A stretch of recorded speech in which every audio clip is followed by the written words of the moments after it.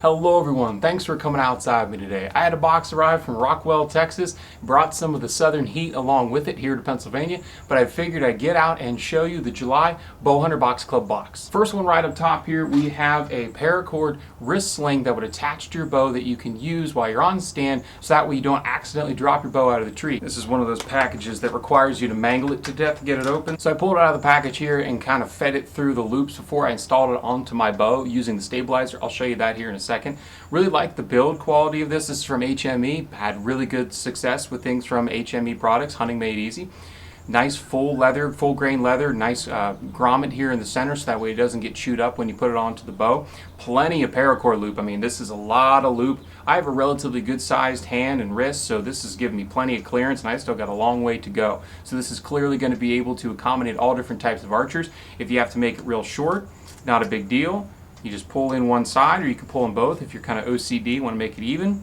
And if you don't like this long hanging thing off here, you just have to cut it, burn the ends, and tape it back up just like they have, and you'll be really good to go. So here it is, fully attached onto the bow. Just simply going to slip my hand through and grab onto the riser, onto the handle, and then if I was to accidentally drop the bow, I'm not going to drop it all the way, but you can see that it would hold it. If I accidentally tried to drop it out of the tree, you know, I had a really relaxed grip and the shot was really down at my feet, it wouldn't fall out of my hand and fall 20 feet to the forest floor, probably damaging the limbs, the cables, the strings, the cams, everything. My sight would probably snap in half. So this is a real nice thing to have. I'm not typically one to wear a full wrist sling because I've always found that when it's in the tree, it always kind of flops down on me, and I kind of have to fish my hand through, which in the heat of the moment can be a little bit difficult. So I always try to play it up like that if I am going to use this. That way, even if I'm not looking, I can just simply slip my hand through, grab onto the bow, clip on my release, and I'm ready for the shot. Second thing we have here in the box is a step-up T-post fence stepper from HME Hunting Made Easy. Now,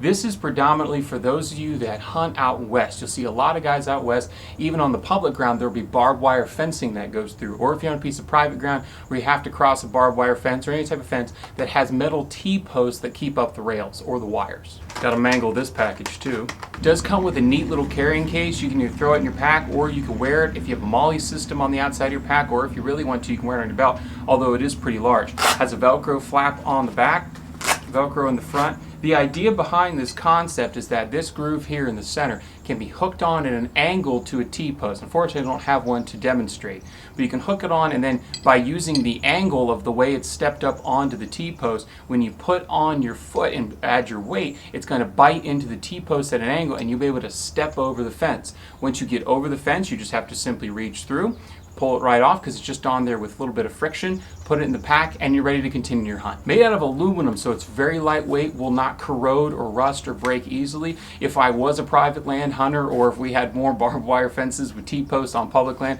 this would be a unique little thing to have if I knew if I was going to encounter that on my hunt. Third thing we have here is an HME wind directional powder. Now, the big thing right now, and has been for decades, is to use milkweed. That's my preferential piece of use. You can take a dry piece of milkweed, let a couple pieces into the air, and watch them float around with the thermals. If you follow any other channels on YouTube, you know that that gets used pretty prolifically. Guys like the Hunting Public, the Hunting Beast, and so on and so forth. But another option is to use some sort of directional powder. People say about using talc powder or cornstarch or baking soda. It's very simple. You can just simply shake it up, has a little flip top to it, and then you just kind of give it a little few puffs there.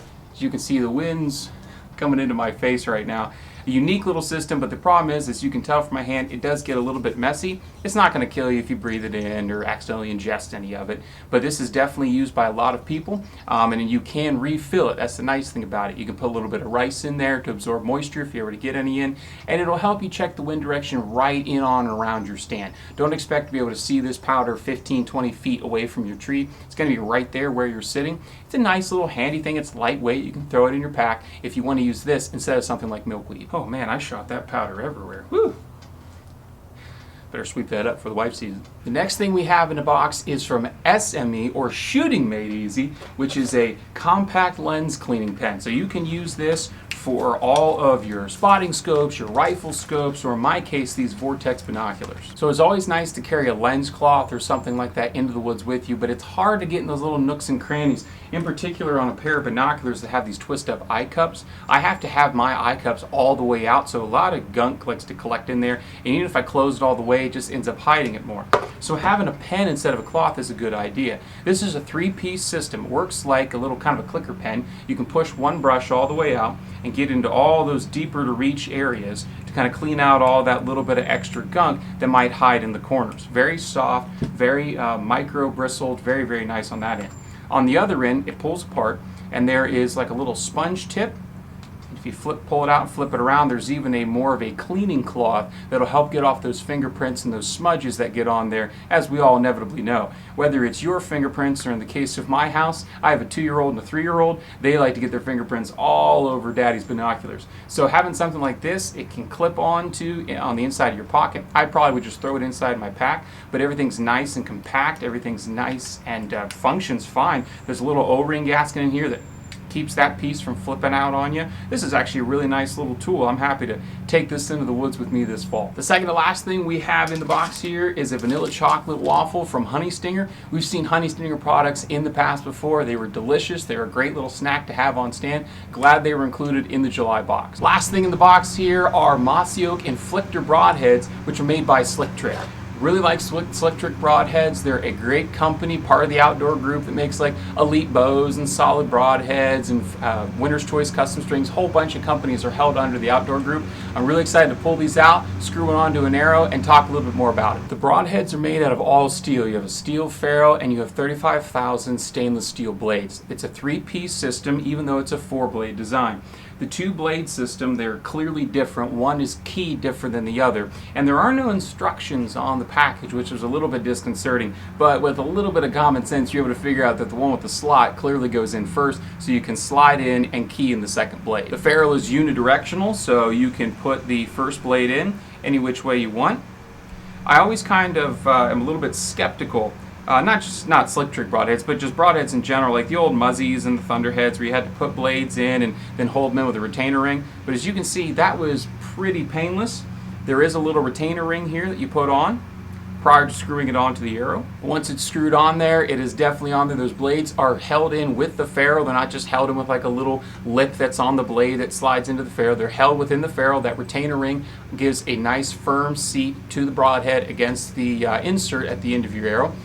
1.25 inch cut, like I mentioned earlier. It is a 4-blade model, so it does make a nice plush shape, if you will, or a nice diamond shaped cut as it goes through the animal. If you follow the channel at all, you know that I'm a big Magnus guy. I love their Black Hornet and their Black Hornet's razor.